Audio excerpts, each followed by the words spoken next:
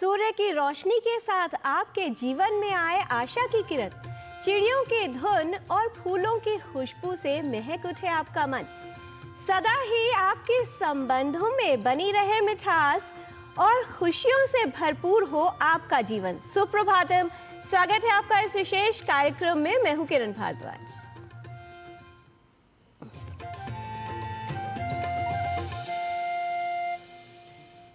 जीवन में समय अनमोल है, फिर भी हम में से कुछ लोगों को लगता है कि उनके पास जीवन में बहुत समय है और वो अपना समय व्यर्थ करते हैं और अपना समय दूसरों को बातें समझाने में लगा रहे हैं। लेकिन वास्तविकता ये है कि जितना समय हम दूसरों को कुछ समझाने में लगाते हैं, यदि उसका आधा समय भी स्वयं पर लगाया जाए तो जीवन में बहुत आगे पहुंचा जा सकता है। यदि अपने जीवन में कुछ बड़ा करना है, जीवन को सार्थक करना है, तो समय का सदुपयोग करना सीखिए और इसके लिए समय के ज्ञान और पहचान की आवश्यकता होती है। आइए देख लेते हैं इसके लिए आज का पंचांग और जान लेते हैं क्या है आज की तिथि, वार और नक्षत्र। आज का पंचांग युगाब्द 5126, विक्रम संवत 2081, शक संवत 1946, दक्षिणायन, पौष मास, शुक्ल पक्ष, सप्तमी तिथि, सोमवार, उत्तरा भाद्रपद नक्षत्र। आज का दिन सभी के लिए मंगलमय हो। सोच का प्रभाव हमारे मन पर होता है और मन का प्रभाव होता है हमारे तन यानी शरीर पर, और इन दोनों का प्रभाव होता है हमारे संपूर्ण जीवन पर। इसीलिए सदा ही अच्छा सोचिए, सकारात्मक सोचिए और प्रसन्न रहिए, क्योंकि सकारात्मकता वो ऊर्जा है जो आपके जीवन में वास्तविक रूप में बदलाव ला सकती है। सजीवति गुणा यस्य धर्मो यस्य सजीवति गुणधर्मा विहीनो यो निष्फलं तस्य जीवितम्। अच्छे संस्कार एवं अपने धर्म के प्रति अटूट विश्वासी जीवन को सरगर्भित बनाता है, अन्यथा जीवन व्यर्थ है। Virtues and firmness in faith make life meaningful. Those who lack these qualities are wasting the purpose of life. सर्दियों का मौसम है और इस ठंडे मौसम का प्रभाव हमारे स्वास्थ्य पर भी पड़ता है और त्वचा पर भी। जिन लोगों की त्वचा रूखी है उन्हें कई तरह की समस्याएं हो सकती हैं, और जिनकी त्वचा में पहले से कोई रोग हो उनकी समस्याएं बढ़ सकती हैं। इसलिए आवश्यकता है कि सर्दियों के मौसम में अपनी त्वचा की विशेष देखभाल की जाए। कौन सी सावधानियां आपको रखनी है और कैसे अपनी त्वचा का निखार आप इस मौसम में बरकरार रख सकते हैं, आइए जान लेते हैं।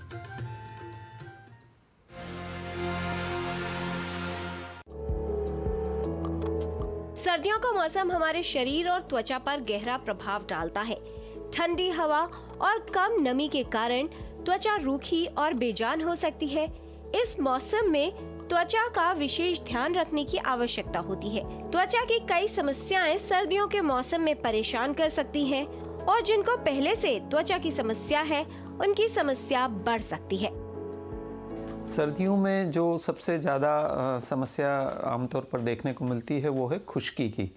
त्वचा रूखी हो जाती है, उसमें क्रैक्स हो जाते हैं, जो त्वचा का एक बैरियर फंक्शन होता है जो एनवायरनमेंट और बॉडी के बीच में एक बैरियर बनाती है, उसका लॉस हो जाता है और उसके कारण काफ़ी समस्याएं होती है। खारिश होने लगती है, खुजली होने लगती है, रातों को खास तौर पर नींद डिस्टर्ब होती है उसके कारण से, और पहले से कोई त्वचा की समस्या हो वो वर्स हो जाती है सर्दियों में। चिल्ब्लेंस तब होता है जब टेम्परेचर वेरिएशन बहुत ज़्यादा होता है। आप गर्म कमरे में बैठे हैं और फिर ठंड से तुरंत एक्सपोजर हो जाने के कारण, इस टेम्परेचर वेरिएशन के कारण हाथों और पैरों में सूजन आ जाती है, और ये सूजन काफ़ी पेनफुल होती है, काफ़ी डिस्टर्बिंग होती है। यदि आपको सर्दियों के मौसम में त्वचा पर सूजन, लाल चकत्ते या कोई अन्य असामान्य लक्षण नजर आए तो इसे लेकर लापरवाही न करें। ये एक्जिमा या किसी अन्य समस्या का संकेत हो सकता है। ऐसे में विशेषज्ञ से परामर्श लेना उचित होगा। सर्दियों में त्वचा की समस्याओं से बचाव कैसे किया जाए और क्या सावधानी आपके लिए उपयोगी हो सकती है, ये समझना आवश्यक है। मैं री एम्फेसाइज करूंगा, moisturise, moisturise and moisturise. Skin को हाइड्रेटेड रखना है, स्किन की जो नमी है उसको रीस्टोर करके रखना है। नहाने के बाद एक लेयर मॉइस्चराइज़र की लगानी है जिससे कि नमी जो है वो त्वचा के अंदर ही ट्रैप हो जाए। यदि हम स्क्रैच करते हैं, खुजलाते हैं स्किन, तो वो जो समस्या है उसको हम कहते हैं इच स्क्रैच इच साइकिल। जितना हम ज़्यादा खुजलाते हैं उतनी ही ज़्यादा और ज़्यादा खुजली बढ़ने लगती है। तो खुजलाने के बजाय हम त्वचा की समस्या का इलाज करें, उसको हाइड्रेटेड रखें, मॉइस्चराइज करें, और यदि उससे भी समस्या का समाधान नहीं होता है तो एंटी हिस्टामिनिक ग्रुप की दवाइयाँ होती हैं, वो डॉक्टर की सलाह से ले सकते हैं। सर्द हवाओं के कारण होंठ फट सकते हैं, रूखे हो सकते हैं। इसके अतिरिक्त सर्दियों में हाथों और पैरों की त्वचा अधिक प्रभावित होती है। त्वचा को सही तरह से मॉइस्चराइज करना आवश्यक है। गुनगुने पानी से नहाना चाहिए। त्वचा के लिए सही आहार लें और पर्याप्त मात्रा में तरल पदार्थों का सेवन करें। यदि आप चाहते हैं कि सर्दियों के मौसम में आपकी त्वचा स्वस्थ बनी रहे तो थोड़ी सी सावधानी रखनी आवश्यक है। सर्दियों में हम नेचुरली हमारी जो पानी पीने की टेंडेंसी होती है वो कम हो जाती है और उसके कारण ड्राइनेस होती है। हाइड्रेशन यदि हम मेंटेन करके रखेंगे तो हमारी त्वचा भी अच्छी रहेगी।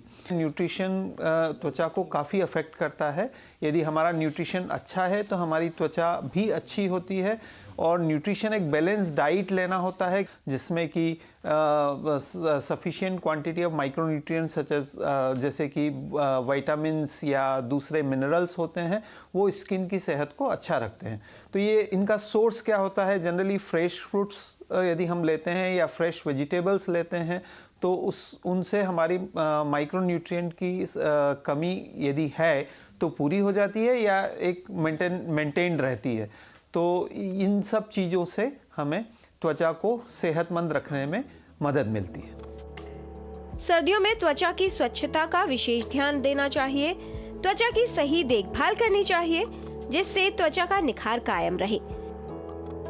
छोटी छोटी बातों का ध्यान रखकर, थोड़ी सी सावधानी रखकर और त्वचा की सही देखभाल कर आप सर्दियों में अपनी त्वचा को चमकदार और निखरी हुई बनाए रख सकते हैं। किरण भारद्वाज, डीडी न्यूज।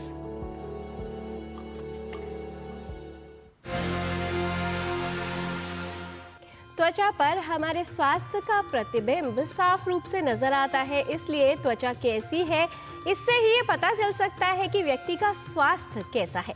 यदि आप अपने स्वास्थ्य को ठीक रखना चाहते हैं तो त्वचा की भी विशेष देखभाल कीजिए। और अब बात करते हैं धार्मिक महाकुंभ की। प्रयागराज महाकुंभ सिर्फ भारत में नहीं बल्कि पूरे संसार का सबसे बड़ा धार्मिक समागम है। ऐसी मान्यता है कि इस में भाग लेने से आपको जो कष्ट है वो दूर हो जाते हैं। करोड़ों श्रद्धालु महाकुंभ में शामिल होते हैं और भारतीय ज्ञान परंपरा की बात की जाए इससे भी जोड़कर इसे देखा जाता है। भारतीय संस्कृति में महाकुंभ का विशेष महत्व बताया गया है। ये माना जाता है कि इस दौरान यदि कोई व्यक्ति पवित्र नदियों में स्नान करता है तो उसे मोक्ष की प्राप्ति होती है। आइए आज भारतीय ज्ञान परंपरा प्रभाग में देखते हैं महाकुंभ पर आधारित हमारी ये विशेष रिपोर्ट।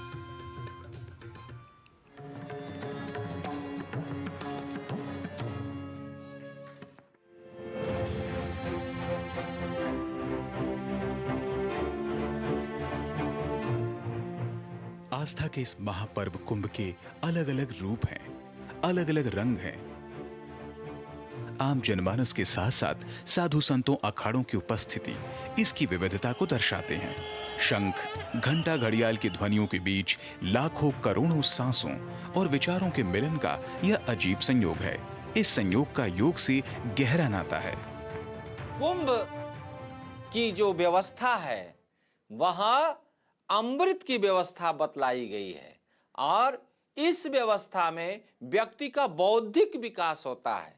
शारीरिक, आर्थिक, समस्त तरीके से किस प्रकार से उसका मन, उसकी बुद्धि, उसका चित्त तदनुकूल हो। आध्यात्मिक प्रवृत्ति, हमारी जो संस्कृति है वह संस्कृति धर्म, अर्थ, काम और मोक्ष की संस्कृति है। यह कुंभ का जो अवसर है वो कल्पवासियों के लिए, कल्पवास का मेला तो प्रतिवर्ष लगता है। 1 माह कल्पवासी वहां रह करके और नदी के तट पर नदी में स्नान करना, गंगा यमुना संगम में स्नान करना और वहीं पर रहना और निरंतर जप और पूजन करना, यह अपने दिनचर्या का वे अंग बना लेते हैं।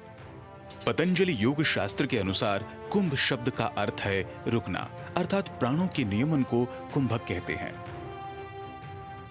जैसा कि प्राणायाम के 3 हिस्से होते हैं, पूरक, कुंभक और रेचक। पूरक अर्थात सांस भरना, इसी प्रकार दूसरे हिस्से का अर्थ होता है सांसों को रोकना तथा तीसरे हिस्से का अर्थ होता है सांसों को छोड़ना। इन तीनों हिस्सों के बीच में है कुंभक, अर्थात यह शरीर भी एक कुंभ है जिसमें प्राणों का प्रवाह है। पर जब हम प्राणों को रोककर पूरे शरीर को प्राणमय बनाते हैं तो यह घर पूर्ण हो जाता है। इस जीवन में हमने कितना खोया, किन किन व्यर्थ प्रपंचों में हमने अपनी सांसें गंवाई। सांसों की महत्ता को दर्शाता यह महापर्व योग और संन्यास तथा आत्मदर्शन का संगम अर्थात कुंभ मेला है।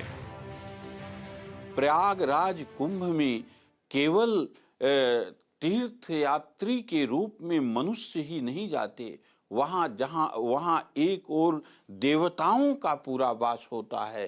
देवता जाते हैं। माघ मकर रवि गति जब होई, तीरथ पति हूँ आव सब कोई। ये गोस्वामी तुलसीदास जी ने लिखा, यही बात भगवान वेदव्यास ने कहा। तो वहाँ सारे के सारे जब तीर्थ उपस्थित होते हैं, इसमें कुंभ मेला के समय और विशेष करके माघ के पर्व में सारे के सारे तीर्थ 3.5 करोड़ तीर्थ वहाँ उपस्थित रहते हैं। इस बार यह संगम अर्थात महाकुंभ मेला प्रयागराज में हो रहा है। यह महाकुंभ मेला भारतीय संस्कृति, कला और प्रकृति का एक अनोखा संगम है। यह स्थल देश भर के श्रद्धालुओं और पर्यटकों को आध्यात्मिकता और मनोरंजन का खास अनुभव प्रदान करेगा।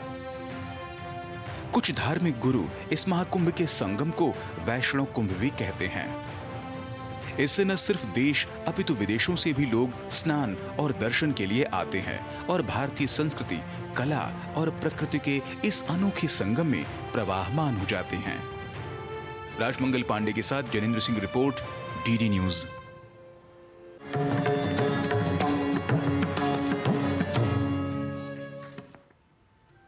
धार्मिक उत्सव और पर्व और ऐसे समागम हमारे जीवन में दिव्य ऊर्जा का संचार करते हैं और उस दिव्य शक्ति अर्थात परमात्मा से हमारा परिचय कराते हैं। कहा जाता है परमात्मा हर प्राणी में निहित है, लेकिन अपने अंदर विराजमान ईश्वर को सिर्फ वही व्यक्ति समझ पाता है जो स्वयं पर विश्वास रखता है, उस ऊर्जा को महसूस करता है और परमात्मा की दिव्यता को समझता है। यहाँ पर लेते हैं एक छोटा सा विराम। आप देखते रहिए डीडी न्यूज, हम जल्द हाजिर होते हैं।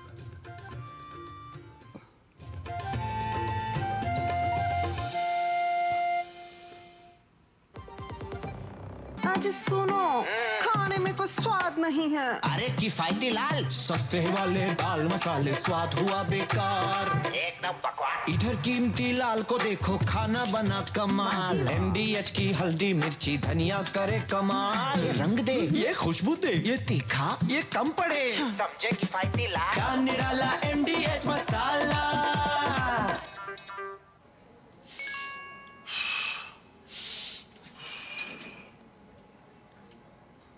मैसेज आया है कि ये ऐप डाउनलोड करके इन्वेस्ट कर लो, रातों रात शेयर के भाव डबल हो जाएंगे। कर लो डाउनलोड, अगर पैसे से हाथ धोना हो तो। डॉक्टर रोगी कुमार, MBBS हूँ, MURKH नहीं हूँ। याद रहे, UPI कहता है अगर कोई आसान कमाई का लालच दे तो कहो मैं मूर्ख नहीं हूँ। ग्रामीण भारत के दिल में विकसित भारत के सपने पलते हैं, जहां देसी उत्पाद विदेश तक पहुंचे, जो खेत से बाजार तक पहुंचे, जो महिलाओं को सशक्त बनाए, जो जनजातीय कलाओं को यादगार खजानों में बदले। पूर्वोत्तर भारत के काम की चमक 7 समंदर पार भी दमके। ग्रामीण भारत महोत्सव 2025 से जुड़िए 4 से 9 जनवरी, भारत मंडपम, नई दिल्ली।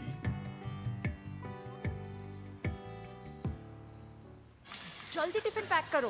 राजू, मोबाइल छोड़ो। अरे दीदी, वो बैंक का नंबर चाहिए, रिफंड ही नहीं आया है। मिल गया। अब भी कॉल करता हूँ दीदी। बिना नंबर जांचे? अक्सर जालसाज बैंक की नकली वेबसाइट और फर्जी नंबर से पैसों की धोखाधड़ी करते हैं। तो फिर सही नंबर? बैंक की ऑफिशियल वेबसाइट या तो कार्ड पर। आपने तो बचा लिया दीदी। काम से नहीं। आरबीआई कहता है, सही वित्तीय बर्ताव करे आपका बचाव।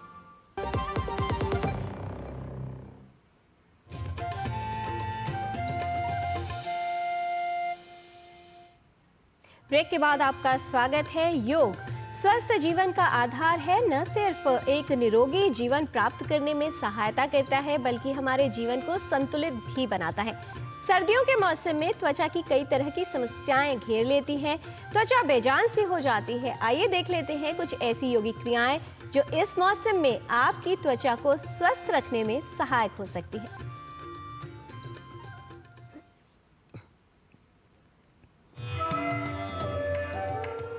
नमस्ते, हरिओम। मैं हूं आचार्य प्रतिष्ठा। सर्दियों का मौसम आ चुका है और विंटर्स में ये बहुत ज़रूरी है कि हम largest organ of human body यानी हमारी स्किन का ध्यान रखें। त्वचा का ध्यान इसलिए तो रखना ही है क्योंकि ये हमारा फर्स्ट इम्प्रेशन होता है किसी के भी ऊपर, यानी हम कैसे दिख रहे हैं ये हमारी त्वचा पर निर्भर करता है। लेकिन उससे भी महत्वपूर्ण इसलिए है क्योंकि त्वचा हमारे पूरे शरीर की और विभिन्न ऑर्गन्स का प्रोटेक्शन का काम करती है। और अगर त्वचा का ही हम ध्यान नहीं रखेंगे, विशेष रूप से देखा गया है कि हमारी मातृशक्ति फिर भी थोड़ा बहुत अपनी स्किन का ध्यान रख लेती है, हमारे पुरुष भाई तो बिल्कुल ही नहीं रखते हैं। ऐसे में ज़रूरी है कि विंटर्स में यानी सर्दियों में हम अपनी त्वचा का ध्यान रखें। इस पूरी प्रक्रिया को अंत तक ज़रूर देखिएगा क्योंकि ये सभी के लिए बहुत बहुत महत्वपूर्ण है। सबसे पहला काम जो विंटर्स में हमारी स्किन ग्लो करती रहे, ड्राई या डल ना हो, उसके लिए हमें करना है योनि मुद्रा का अभ्यास। इसमें योनि मुद्रा के साथ साथ कुछ बहुत सरल से अभ्यास भी हम बताएंगे और अंत में एक ऐसा प्रयोग भी आपको ज़रूर बताएंगे जिसका पालन करके आप एक्चुअल में बिना किसी मेकअप के या बिना किसी शाइनिंग केमिकल स्किन पर लगाए आप ग्लोइंग स्किन प्राप्त कर सकते हैं। तो योनि मुद्रा कैसे करनी है? हमें अपनी जीभ का पाइप बनाना है इस तरह से। इस पाइप से हमको सांस को अंदर लेना है। जब आप सांस अंदर ले लें तो उसे अपनी गालों में भर लीजिए। जब गालों में सांस को भर लेंगे and you are holding your breath inside, तो फिर दोनों अंगूठों से नासिका को बंद करना है और दाएं हाथ की उंगलियों के टिप को बाएं हाथ की उंगलियों के टिप से छू देना है। गर्दन को आगे ढीला छोड़ देना है। जो रेगुलर अभ्यासी हैं वो जालंधर बंध लगा सकते हैं, और जिनको सर्वाइकल या नेक पेन का प्रॉब्लम है या माइग्रेन बहुत रहता है वो सिर्फ ढीला छोड़ेंगे, ऐसे चिन लॉक नहीं लगाएंगे। एक बार देखिए कैसे करना है इसको।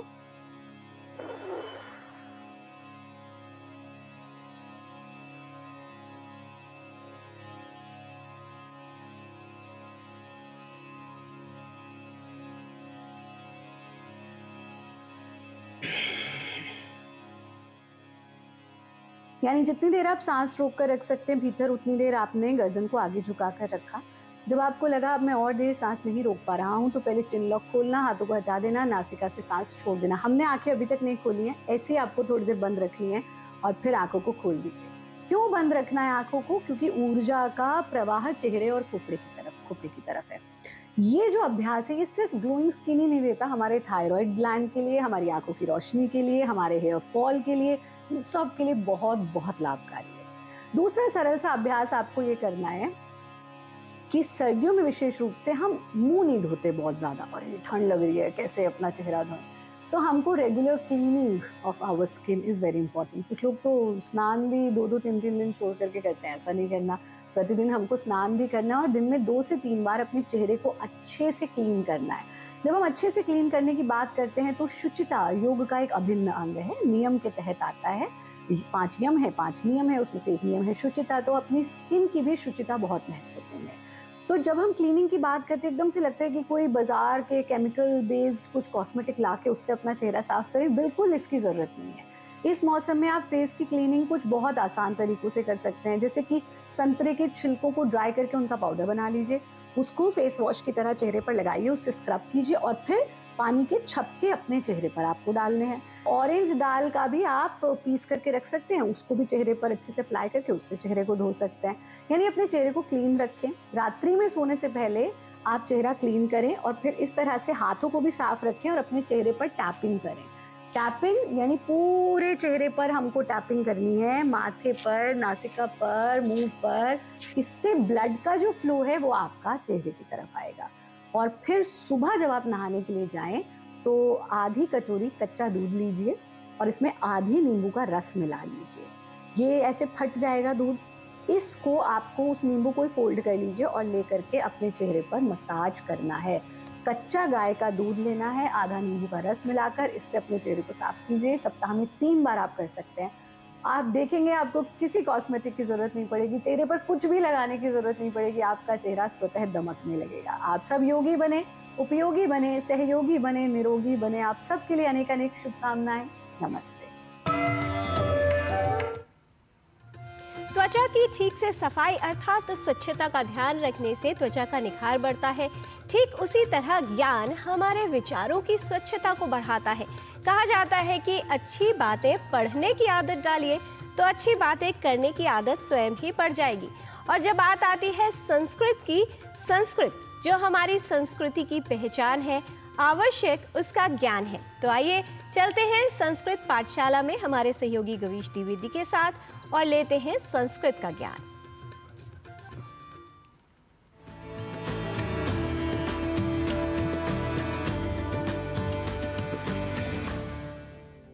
नमो नमः मित्राणि।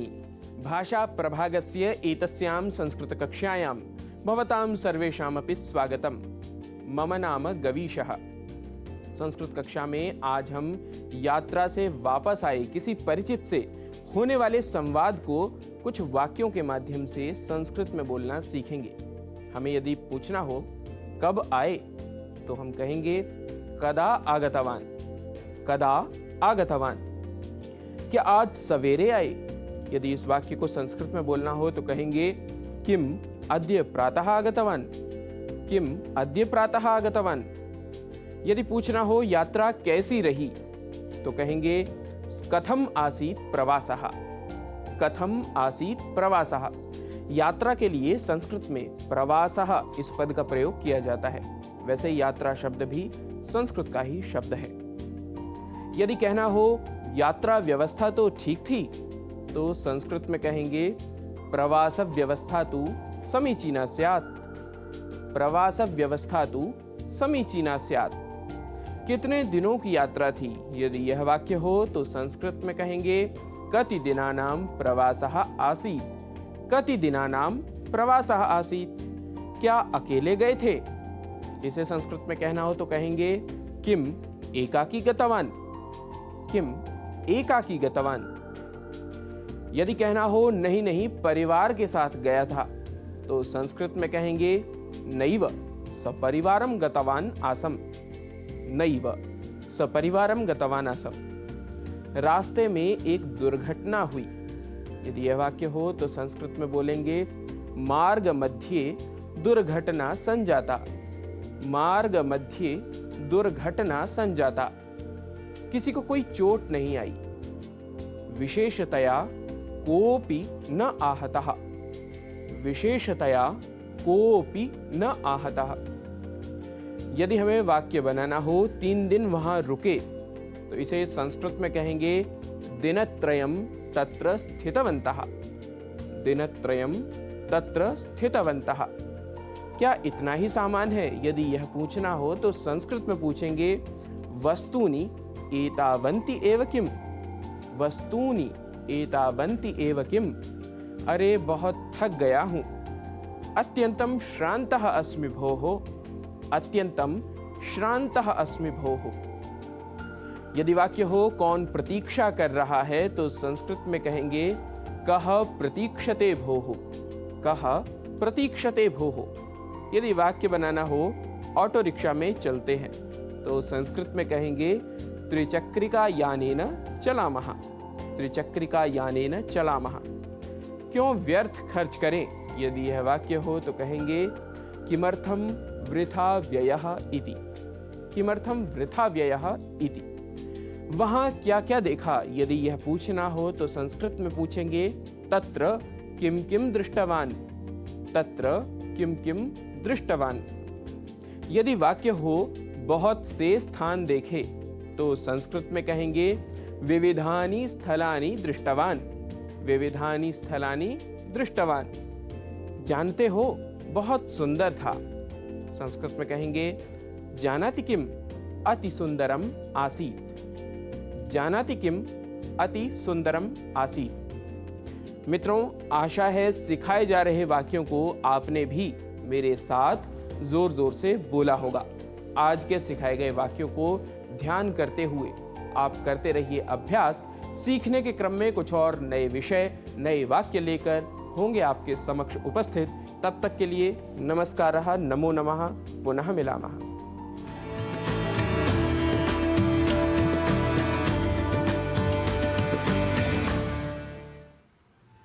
जब व्यक्ति जन्म लेता है तो उसके पास सांसें होती हैं पर नाम नहीं होता, और जब वो संसार छोड़ता है तो उसके पास नाम होता है लेकिन सांसें नहीं होती।